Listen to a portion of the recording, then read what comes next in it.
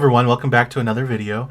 In this one we'll be talking about the female hero, or female characters in general, when it comes to how we write them, and what we have seen in recent days. But first, be sure to hit that thumbs up button if you like this video. Please subscribe if you enjoy our videos, and ring that bell icon to be notified when we post another video. So let's begin. So whenever we're creating female characters, it's kind of difficult, but we do know how to write characters that are strong and still have feminine attributes. Being raised by a single mother for our entire lives, our mother raised us to know what a strong woman is. One who is courageous, but also knows how to be humble and knows how to speak to men without insulting them. The fact is, when we have our character, when we develop any character that's female, if it's a female character that's a superhero, we try to depict them as being wise, gentle at times, graceful, but can kick ass. You don't have to remove feminine attributes from a character. We created a few characters that are female. One that is going to be a more primary role character is Cora.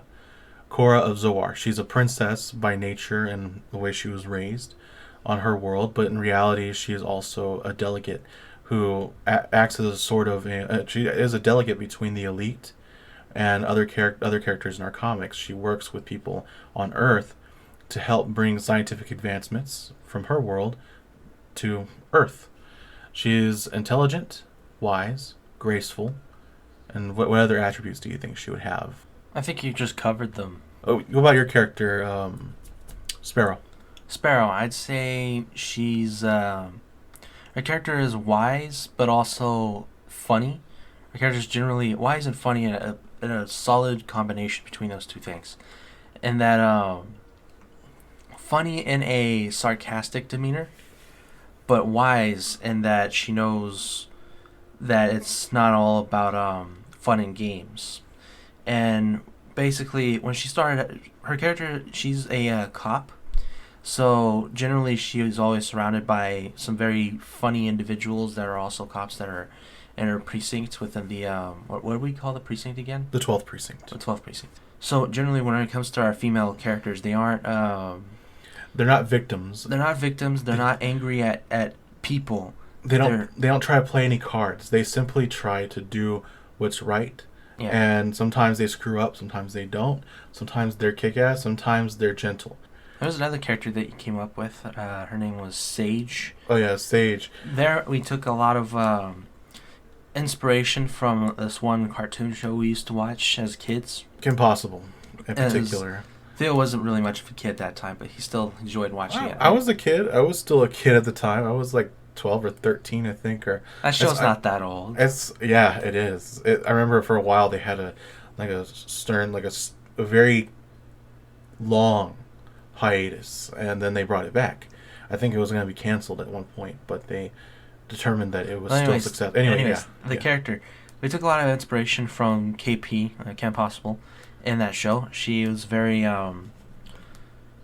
very upbeat, very feminine, very clearly feminine. But I mean, she was a cheerleader in her ways. Like, she was raised in that way, but she could kick ass. I describe her character as generally peppy, excited, and very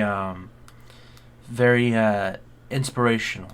Her character is inspirational to the characters in her own show. But if you watch the show, it's clear that she's a strong female who is very dependent on her friend.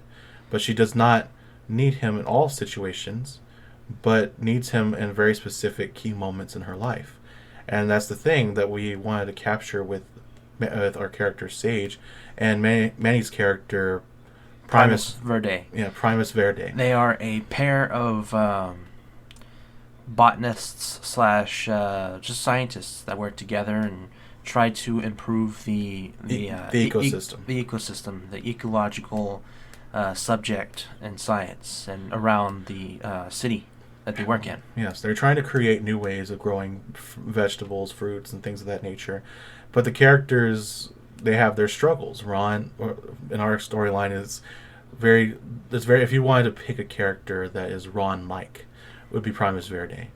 He has a struggle with his identity, and his struggle with also how he was raised, because he was raised very traditionally.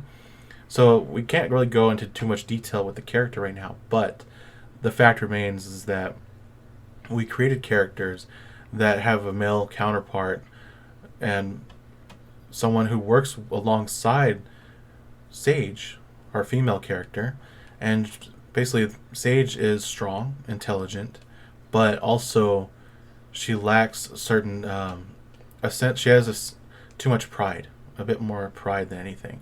But in our storyline, she becomes humbled as her story progresses. She's humbled and learns from her mistakes and starts using her newfound abilities to do good instead of using them to make herself more popular, more well known. She is trying to overcome her own personal hubris of ego. And that's how we depict our characters. That each character that we, whether they're male or female, they go through something and they overcome it. But we don't depict them as victims because of their gender, their race, their ideologies. They are simply what they are. They are characters with a story. And their story is heavily focused on what they know how to do. Or what they're doing, what they are doing in their life. And really, that's all they need to do. When you write a story for a character nowadays, it's all about where they lean politically or what their romantic interest is. And really, that is a small detail. Sure, what your relationships are in life are important. In reality, we are all individuals living a life that we are responsible for. We're not responsible for others. And when we are, it's a detail within our life, not the entire wrapped up majority of our identity. People do not make up our identity. And that's what we want to focus on in our stories, is that these are characters who have struggles, and some don't. Some just are born into greatness, but their struggle is still there. And reality is, even when you're born into greatness, you have a certain struggle to live up to it, or to simply not care whether people think you lived up to it. There was also another character we came up with. It was a female character. It was I rambled there for a second. Celtic Thunder. What was your thought process when you made her? Celtic Thunder was funny, actually. Ironically, when I first created the character, it was a joke. It was basically because of we watched the movie Brave with, Merida and all that. And the thing is, what I liked about the character was her hair, and really that's the cheesiest thing to base a character off of. But more importantly, we watched it around St. Patrick's Day. We have no reason to have watched it then. We just happened to watch it on that day. And we thought, it would be interesting. I thought mostly it would be interesting if there was a character who was like a new god, someone who was born a god, chosen or created as one, or whatever, however you want to depict it. The character was someone who was essentially a new goddess character, and she was created for the purpose of maintaining the balance in the sky and clouds. She creates sonic booms. She doesn't create lightning.